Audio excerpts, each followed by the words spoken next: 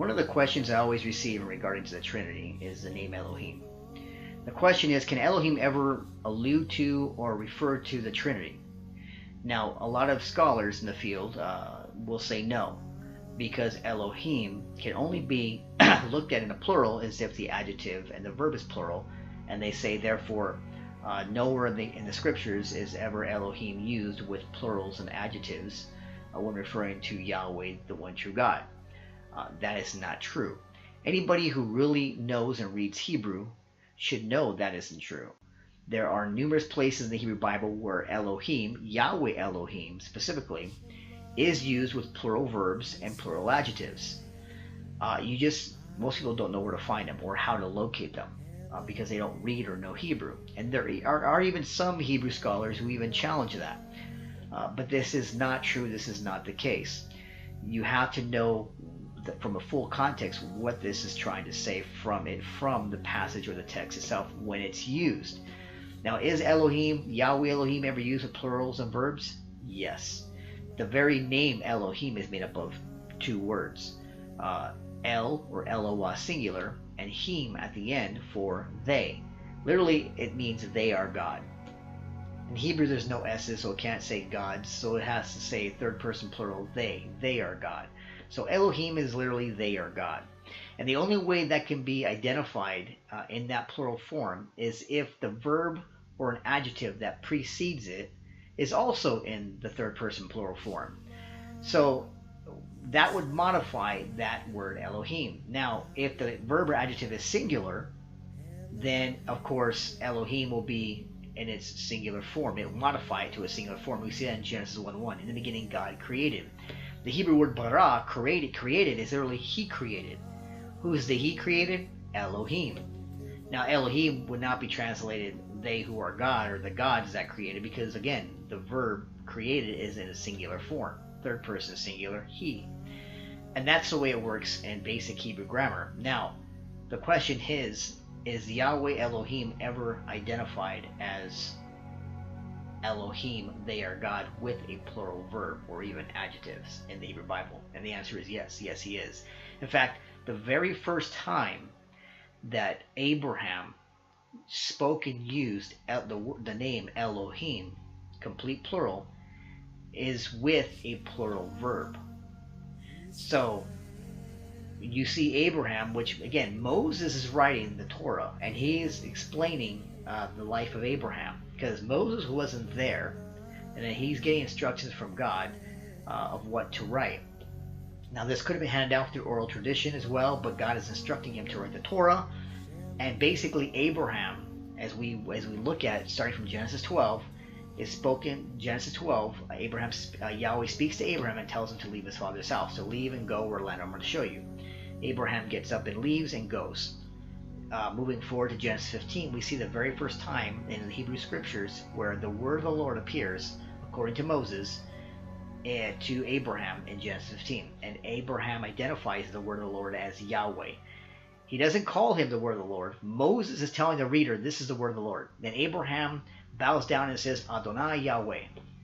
And in verse down below, verse 7, Yahweh appears to Abraham, not just from the vision, but appears to him and says, I am Yahweh.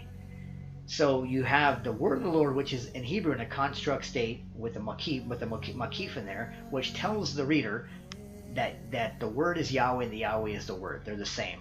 They can't be separate. It's the word of Yahweh, which is Yahweh. Yahweh is the word. It's looked at as one unit. So Yahweh is the word there. And Moses says, this is who appeared to him in the vision. Abraham identified him as Yahweh. Then we go a little bit further and we see the very first time where the messenger of Yahweh appears. And the messenger of Yahweh appears to Hagar.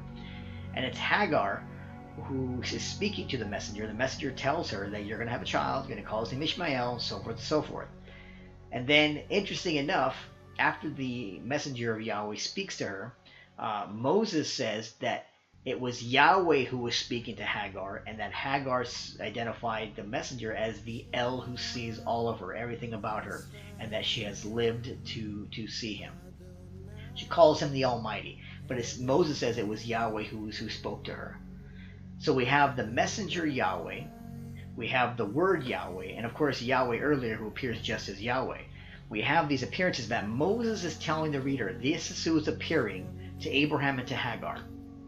And these two individuals, Hagar and Abraham, don't call out the word or the messenger as by name, but as Yahweh. So a clear distinction is being made by Moses on who's appearing and who they are. But interesting enough, we see something later on. After Genesis 17, Yahweh appears to Abraham again. But in Genesis 18, we says that Yahweh appears. And he appears from a distance. And Abraham looks up and sees three men. Now, Abraham goes to greet them, or meet them, as the Hebrew says, to greet them. And he goes and bows down and says, "O Yahweh." This is what the Hebrew says. Your English translations might have that or might have "my lords." This is not a good translation.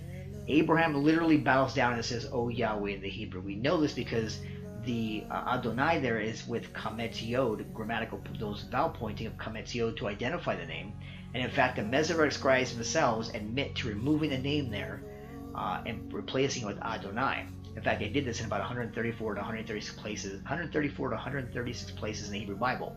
The Aramaic Targum has the name Yahweh in this passage as well in verse 3 of Genesis 18. So we know the name is there. The Masoretic scribes admit it, and the Targums have them. So we know this was Yahweh. He looks up, sees three men, bows down, says, "O Yahweh." Then as he moves forward in the story, they speak as one in verses 5 and 9. They said, then Yahweh speaks. Then you have something interesting. Yahweh asks a question down the road and says, "Shall I hide from Abraham what I'm about to do?" And he goes on this whole thing. And then it says Yahweh says, as if to reply back. And now is Yahweh speaking to himself? Because Yahweh then speaks and answers and says, "I will descend. I will go down." Now this is interesting because not only does he say, "I will do this, I will descend," Yahweh says, but Yahweh starts off with "please," na in Hebrew. "Please, I will descend. I will go down and go see the cries and see how they come up to me." Or they've come up to Yahweh. So it is Yahweh who replies with, "Please, I will descend and I will go down." And then immediately the two men go and leave and go towards Sodom. So it's interesting that you see this connection going on between these three as Yahweh. Then you go on and that Yahweh stays back with Abraham. The two men go meet Lot, and they're called messengers in Hebrew. Now, these aren't angels because the word angel is a Greek term that comes later on, is adapted by Hellenistic Jews and put into the text. It's a Greek word, it doesn't belong there. Malach in Hebrew is messenger. These two messengers come before Lot. Yahweh stays with Abraham. Now, it's interesting because once the messengers take Lot and his family out, and the messengers tell Lot to go and flee to the mountains because they're going to destroy the city.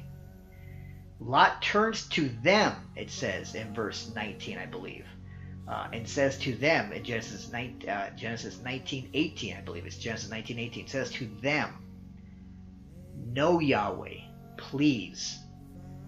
I cannot go to the mountain. If I go to the mountain, I will die," basically. But he addresses them. It says to them, "No, Yahweh, please. I cannot go there." And then he asks to go to Zohar instead, away from them, and the messenger grants them the request. So, and then you have the passage of verse 24, Yahweh rains down fire and brimstone from Yahweh out of heaven. Well, the Yahweh who rains down are the two messengers. Yahweh out of heaven is the Yahweh who left Abraham. Now, this is what you get when you really look at the text and start connecting these dots. But then you get to chapter 20. You see, Abraham appears before Abimelech, of course, and the story goes, he says to Abimelech, "That's my sister," and she takes him and then finds out it is not, it's his wife. And then he goes to explain to Abimelech what had happened to him. And he tells Abimelech that it was Elohim, that they caused him to leave his father's house and to leave. He puts the word Elohim with the plural verb. They caused me to leave. Now, this is the very first time in the Hebrew Bible where Abraham spoke and used the name Elohim. Before he never used it. He used Adonai according to the Hebrew and Yahweh. But here, the first time he speaks Elohim, in Elohim, the name, he puts it with the plural verb to modify it to its original form. And it says, "They caused me to leave my father's house." And this is found in Genesis, of course, Genesis 20, I believe it's verse 13. And again, this is what you find in Scripture.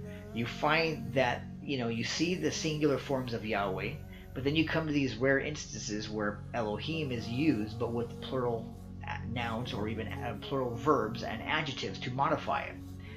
And it's used toward Yahweh Elohim himself, the one true God. And you see this all throughout Scripture. Now, in my book, Elohim, How Can Three Be One, I give you a number of, numerous verses and passages in the Hebrew Bible, starting from Genesis and going through prophets, even from David himself, who actually used Elohim, speaking by Yahweh Elohim with the plural. Yahweh himself calls himself a they, uses a verb of himself with a third person plural. That is very presence, and his very face, pani in Hebrew, singular form, is they who will go and go with Moses and give him rest. Again, it's amazing that people don't see these passages and they don't understand that Elohim, referring to the one true God, does have plural noun, plural verbs and adjectives connected with the noun to modify it, namely Elohim. To say that it's not there in the Hebrew Bible is not true. To me, it's either deceptive or misinformed, because there are numerous places in the Bible, going through the prophets, where adjectives and verbs are used plurally, in plural form, to identify Yahweh Elohim as a plural. This is a clear instance from Genesis 12 to Genesis 20. You see that coming together, and then Genesis 20, Elohim, they told me to leave. Going back to Genesis 12, it was Yahweh who spoke to Abraham. It was Yahweh the Word who spoke to him and told him to leave. It was the messenger Yahweh who Moses said, it was Yahweh who spoke to Hagar. And the three that Abraham saw and bowed down and said, "Oh Yahweh." This is what you find in the Hebrew Bible. Those who deny it don't know Hebrew. Those who reject it are ignorant of it, and those may be misinformed or who have not yet seen it. But to say that Elohim can never allude to the Trinity or allude to more than one person within Yahweh himself is not true. It can very well be established that Elohim, referring to God himself, Yahweh the God, is used with both singular verbs and adjectives and plural verbs and adjective in a number of places in the Hebrew Bible. And again, it's all in my book, Elohim, How Can Three Be One, by Sefer Press. So I deal with these in the book, and so it needs to be really understood and really taken, not taken lightly, but really examined from the Hebrew Bible.